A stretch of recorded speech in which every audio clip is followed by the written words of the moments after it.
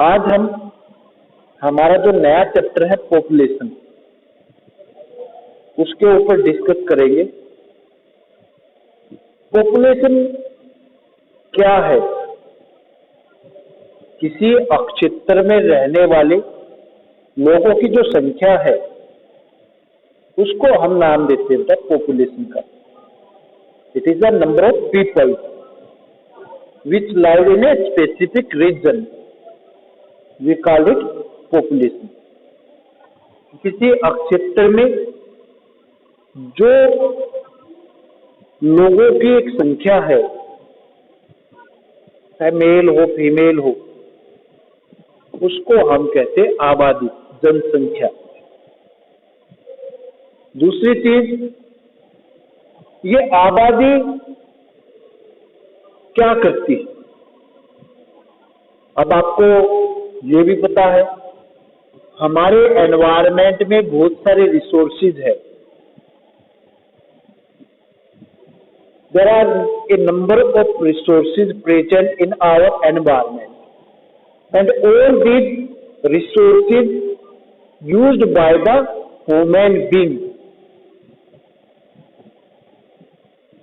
जितने भी रिसोर्सेज है जो हमारे एनवायरनमेंट में पाए जा रहे हैं, उनका इस्तेमाल कौन करता है? मानव, मनुष्य। People make and use resources, they are also considered as resource having different quality. अब जो मनुष्य है वो मनुष्य संसाधनों का निर्माण भी करता है और उनका इस्तेमाल भी करता है। कुछ नेचुरल रिसोर्सेज है, कुछ ह्यूमन मेड रिसोर्सेज है जो मनुष्य ने खुद बनाए हैं, कुछ प्रकृति ने दिए हैं। Population, total number of person inhabiting a particular place like city, state, country, etc. It is the central element in social study. Population क्या है? किसी शहर, किसी राज्य, किसी देश में जो उसमें रहने वाले जो लोगों की कुल संख्या है वो है। Is the central element in social study. हम जो सोशल स्टडीज पढ़ रहे हैं उसका सेंट्रल एलिमेंट कौन है? एनवायरमेंट और human being. Our environment and human being is the central element in social study. हम क्या पढ़ते हैं एसएसटी में? अपने एनवायरमेंट के बारे में, लोगों के बारे में, लोगों द्वारा बनाई गई संस्थाओं के बारे में। It is the point of reference for which all other elements are observe.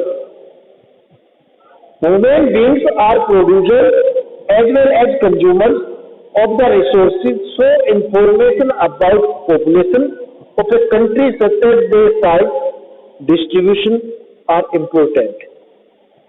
मनुष्य जो है वो उत्पादन करता भी है संसाधनों का और उनका यूज करने वाला कंज्यूमर भी है।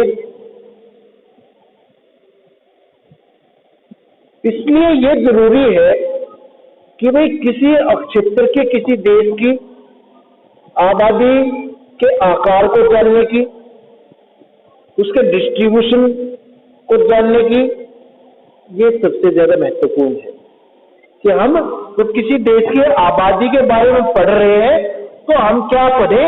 उस देश की पॉपुलेशन साइज के बारे में, पॉपुलेशन डिस्ट्रीब्यूशन के बारे में, तब हम पता कर पाएंगे उस देश के बारे में। इस census is an official enumeration of population done periodically. In India the first census was held in the year 1872। जनसंख्या को जो नापना है उसको हम कहते हैं सेंसस। जनसंख्या को जब नापा जाता है तो उसको हम नाम देते हैं सेंसस। सेंसस क्या है? जिसमें हम ये पता करते हैं कि वो जो जनसंख्या किसी विशेष क्षेत्र की कितनी है,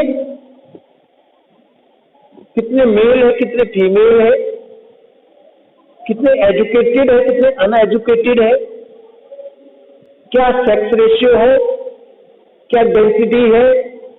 तो अलग अलग चीजें हम जब नापते हैं किसी जनसंख्या के बारे में समय समय पर, उसको हम नाम देते हैं सेंसस का, जनगणना का। In India the first census was held in the year 1872। Bharat में पहली बार जो जनगणना हुई वो हुई थी 1872 में, जब हम अंग्रेजों के गुलाम हुआ करते थे। उसके बाद से 1872 के बाद से ही देश में हर 10 साल के बाद जनसंख्या की गिनती होती है, जनगणना होती है, हर 10 साल के इंटरवल्स के बाद। The census of India provides us with information regarding the population of our country. The data provided by the census cover below 3 major questions about the population. जो भारत के आबादी की जनगणना है, जो भारत की जनगणना है, उससे हम क्या पाते हैं? जनसंख्या के बारे में सूचना। वो सूचना अलग अलग हो सकती है। कई मेल की नंबर जानते हो, फीमेल की जानते हो, लिटरेसी रेट के बारे में जान सकते हैं, सेक्स रेशियो के बारे में जान सकते हैं, डेंसिटी के बारे में जान सकते हैं। तो हम जब जनगणना करते हैं तो उससे बहुत सारी जो सूचनाएं हैं वो हम प्राप्त करते हैं। और जो ये डाटा है जनगणना का, वो 3 मुख्य बिंदुओं पर घूमता है। जनगणना के द्वारा हम 3 जो मुख्य हमारे प्रश्न है उनका आंसर ढूंढते हैं। First, population size and distribution. पहला प्रश्न क्या है कि पॉपुलेशन साइज क्या है और उसका डिस्ट्रीब्यूशन क्या है, इस क्षेत्र में कितनी जनसंख्या है।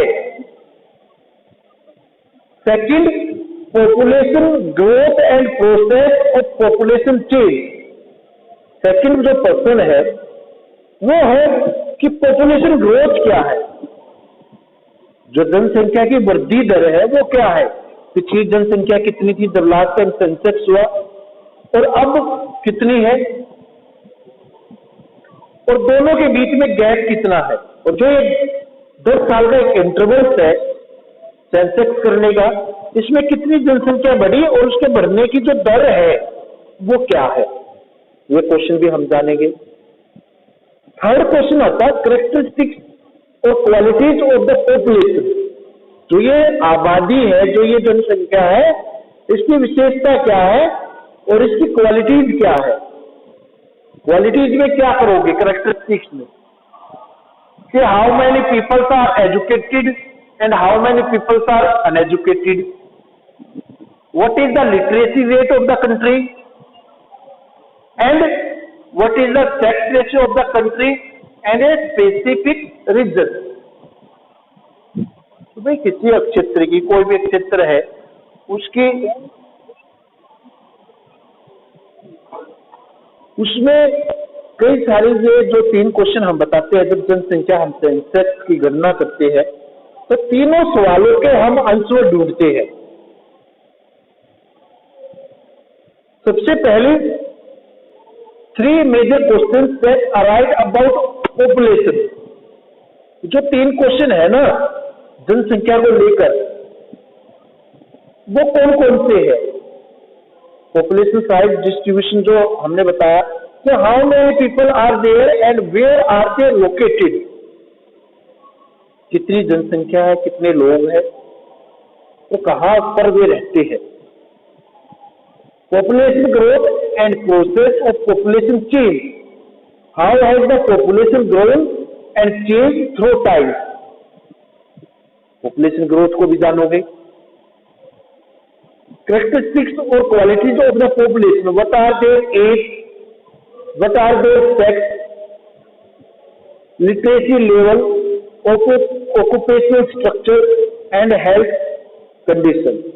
ये सारी जो लाइफ क्वालिटीज है, ये हमारे को इंफॉर्मेशन इसके बारे में मिलती है सेंसेक्स से। अब बात करते हैं भारत की जनसंख्या के ऊपर, population size and distribution in India. Bharat की आबादी और उसका जो डिस्ट्रीब्यूशन है वो कैसे है।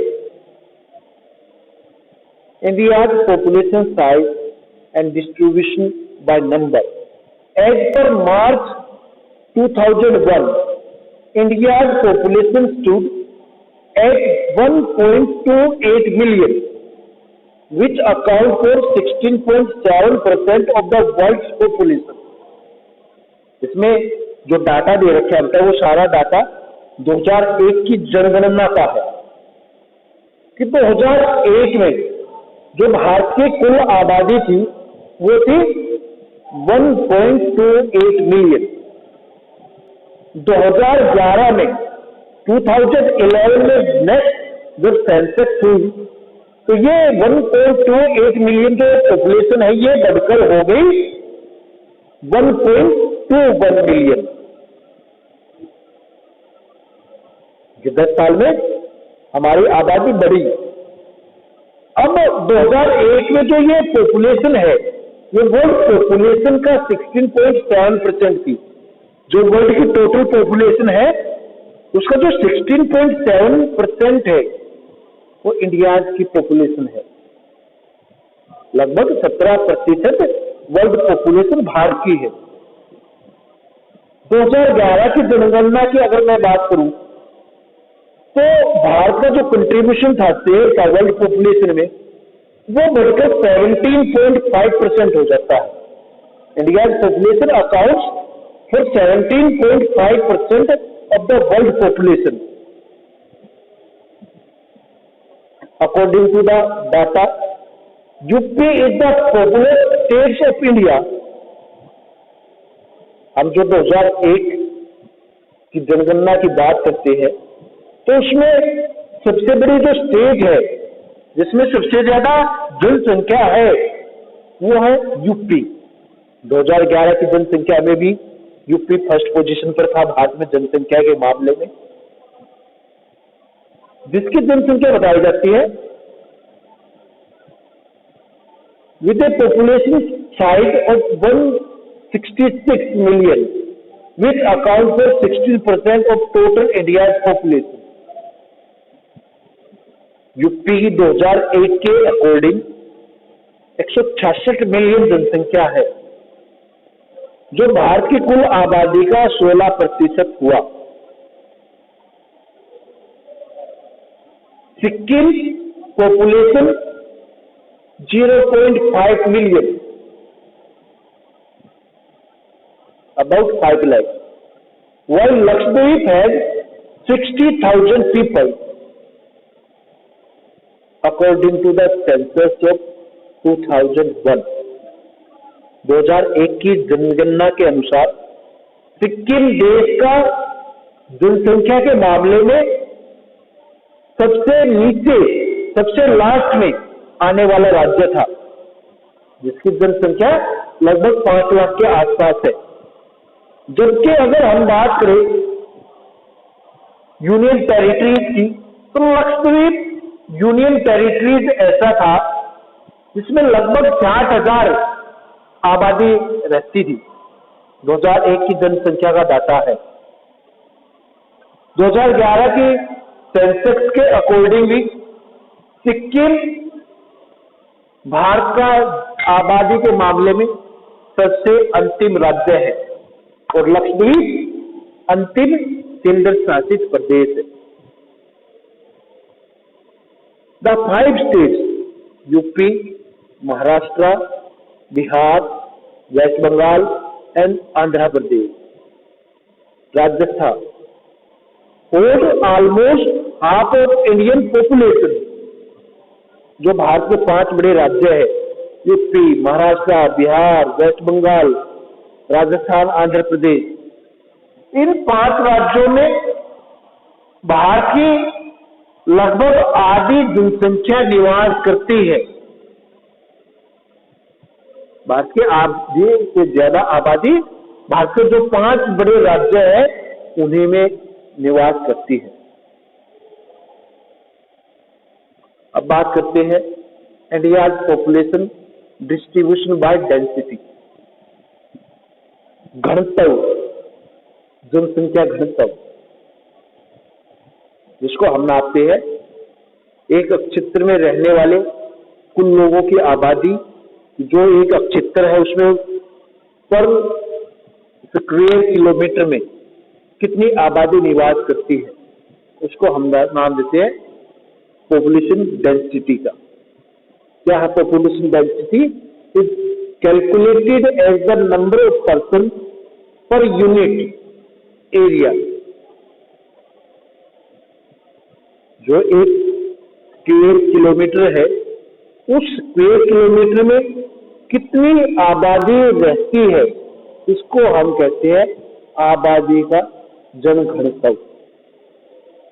The population density of India in the year 2001 was 324 person per square kilometer। 2001 की जनसंख्या के जनगणना के अकॉर्डिंग भारत का जो जनसंख्या घनत्व है वो 324 व्यक्ति per square kilometre, making it one of the most densely populated countries of the world. और यही कारण है कि जनसंख्या घनत्व के मामले में भी भारत दूसरे देशों के मुकाबले में बहुत ज्यादा आगे है। और शायद जापान और बांग्लादेश ही जनसंख्या घनत्व में भारत से आगे है। जापान बांग्लादेश के बाद भारत का 3rd रैंक है जनसंख्या घनत्व में। 2001 में ये 324 पर स्क्वायर किलोमीटर होता है, जो 2011 के सेंसस में 382 पर स्क्वायर किलोमीटर हो जाता है। 382 per square kilometre according to census of 2011। Density vary from 904 person per square kilometer in West Bengal to only 13% per square kilometer in Arunachal Pradesh। अब जो ये डेंसिटी है ये भी अलग अलग कि 2001 की जनसंख्या के अकॉर्डिंग वेस्ट बंगाल सबसे पहले पायदान पर था डेंसिटी में भारत में, और लास्ट में अरुणाचल प्रदेश है जिसमें केवल 13% पर स्क्वायर किलोमीटर में निवास करते थे। और वेस्ट बंगाल जो पहले पायदान पे खड़ा था उसमें 904% पर स्क्वायर किलोमीटर में। यहां पर थोड़ा चेंज आता है। अकॉर्डिंग टू 2011 सेंसस, बिहार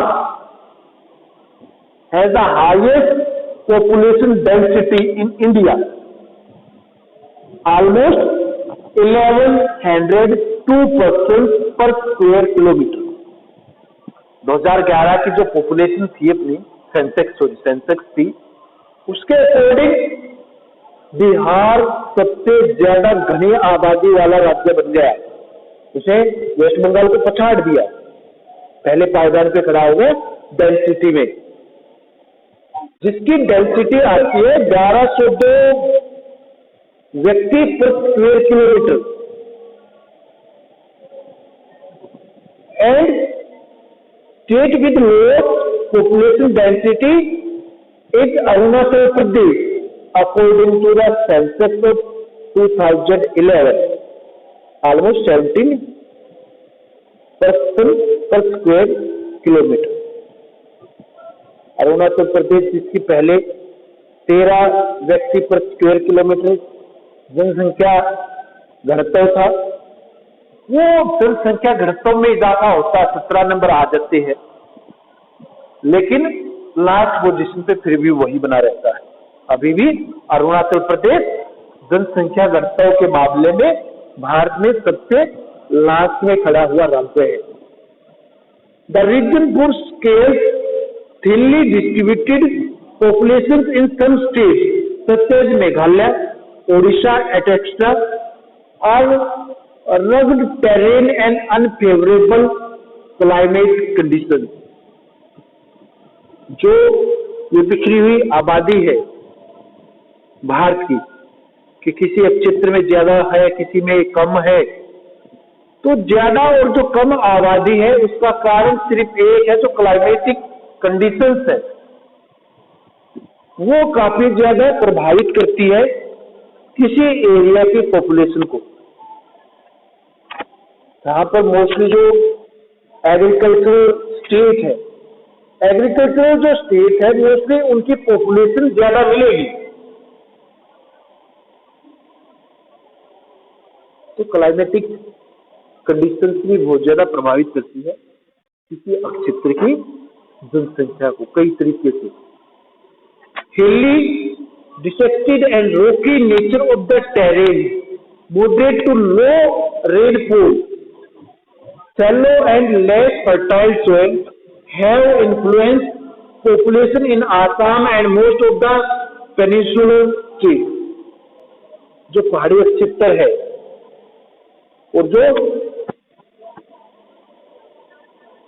जहाँ की मिट्टी खेती करने के लायक नहीं है, जहाँ पे कम बारिश होती है, खेती के लायक ज्यादा जमीन नहीं है, ये जो भारत के पेनिनसुलर स्टेट्स है वहां पर कम जनसंख्या मिलेगी, क्योंकि वहां की जो क्लाइमेटिक कंडीशंस है वो पॉपुलेशन के अकॉर्डिंग इतनी आइडियल नहीं है।